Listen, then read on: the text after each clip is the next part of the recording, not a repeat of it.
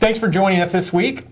Pinch hitting for Congressman LaTourette is Lauren Coles, who is our legislative director here at McDonald-Hopkins Government Strategies, and also, as we were talking about before we came on camera, our resident Senate guru. I'm not sure anybody, as you pointed out, really wants to be Senate guru, but for this week, it is your title. And it's been a busy couple of weeks here in Washington. Obviously, we had the midterm elections. And we talked, Congressman LaTourette and I talked last week about those results. Obviously, Republicans are in control in the Senate. Logistically, obviously, this means a lot of changes here in Washington, particularly in the Senate. And I want to start off talking about those changes, particularly as they come in the form of new committee chairmen. And obviously there are going to be some committees where the transition is going to be pretty seamless. I think Orrin Hatch at Finance taking over as the chairman is going to be a pretty seamless transition from Ron Wyden. I mean, he's got a long history of working with Democrats on the committee anyways. But I expect there are probably some other committees where the transition is going to be a little more radical. So talk to us a little bit about that. Sure. Like you mentioned, there will be some committees like Finance where the two people who are in charge now will stay at the top of the committee and the gavel will simply change hands. Other committees like Appropriations will have new folks on board. Senator Mikulski is likely to remain in the top Democratic spot on the Appropriations Committee. Senator Cochran is likely to leave his spot at the Agriculture Committee and use his seniority to become chair again of the Senate Appropriations Committee.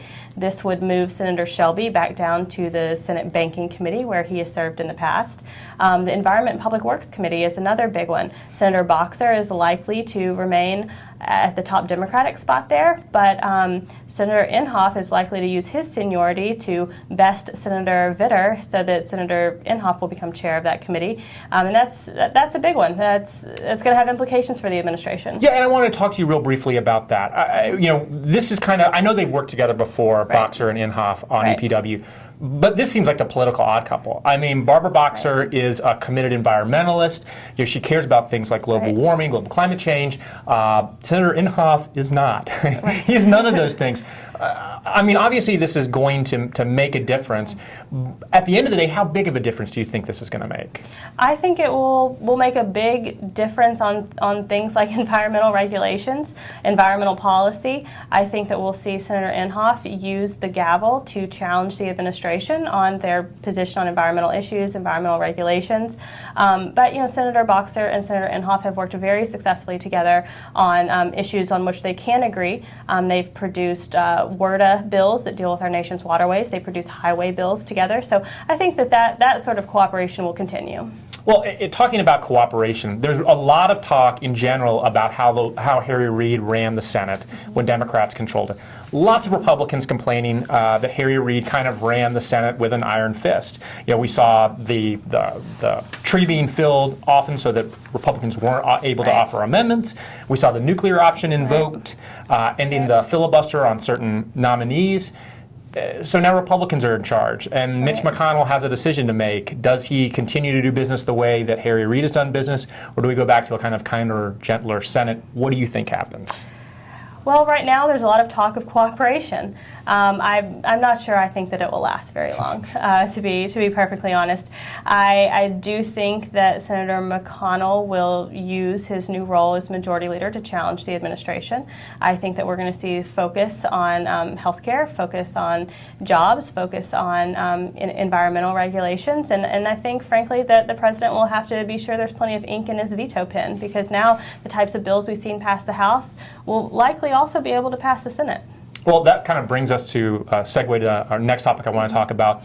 Before Democrats relinquish control and before Mitch McConnell becomes majority leader, we've got a lame duck session that right. started this week. For months, there's been a lot of posturing about how much would actually take place during this lame duck session. Right. Obviously, we know some things have to be done. There's some must-do pieces of legislation. There's also some, Democrats kind of want to get done before they right. relinquish the gavel. Right. What do you realistically think happens during this lame duck? I think that we will have to address the appropriations bills. We're currently operating under a continuing resolution that expires on December 11th. So I do think that there will be some sort of resolution, for lack of a better word, on that issue. Maybe it's an omnibus, maybe it's a continuing resolution or some combination thereof, a cromnibus, as Congressman LaTourette would say. I think that the Democrats would love to clear the backlog of about 100 judicial nominees. I'm not sure they'll be able to get through 100, but maybe they can get through some. There's always talk of tax extenders.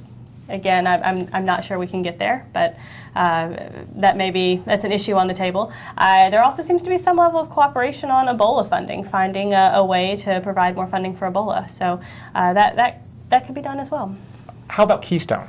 I mean, this has been an issue. Republicans have gone back to the apple on this over and over and over and over again.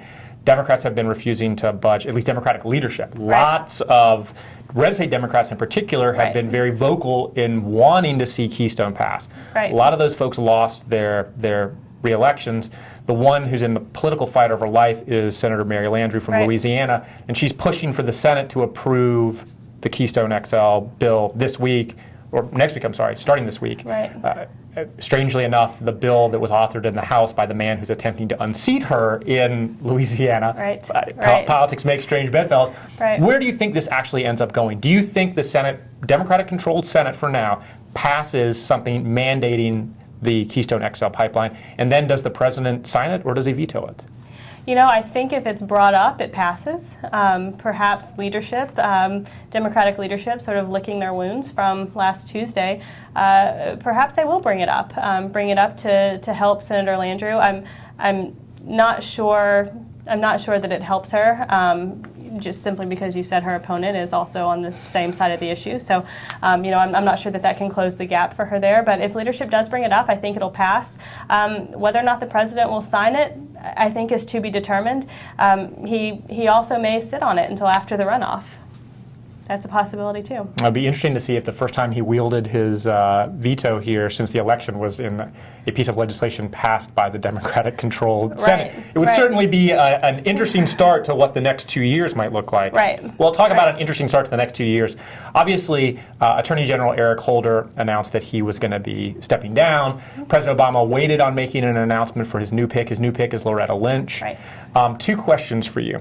One, do you think that they're likely to try to confirm her during this lame duck while Democrats are still in control? Secondly, regardless of whether they try that or not, is she the type of nominee who you think at the end of the day can and will get confirmed even by a Republican-controlled Senate? Mm-hmm. You know, I don't think that the Democrats will try to confirm her nomination during the lame duck. I don't think there's any reason to provoke the Republicans like that when they're about to take over. I also don't think logistically that it can get done. There is a lot of work to do to confirm a nominee at this level. There's staff interviews, there's back and forth between committee staff and the administration, individual members in the administration. She'll need to go in and sit down and have face-to-face meetings with a lot of members. Then there'll be confirmation hearings, and then there'll be consideration on the floor. So no, I don't think that they will attempt to consider this nomination during the lame duck. I think that there will be plenty of talk of it, but I don't think that it will actually happen. In terms of getting confirmed, you know, I don't think that anyone will sail through on this spot under a Republican-controlled Congress, but you know she's been confirmed by the Senate before, so that certainly helps her chances. I do think that the new Republican-controlled Congress is going to want to do a very thorough review of her record and her position on important policy issues. No, there's nothing as fun as a confirmation battle, so at least we'll have something to talk about for the next couple of weeks. All right, Lauren, thank you so much for joining us. Thank you for having me.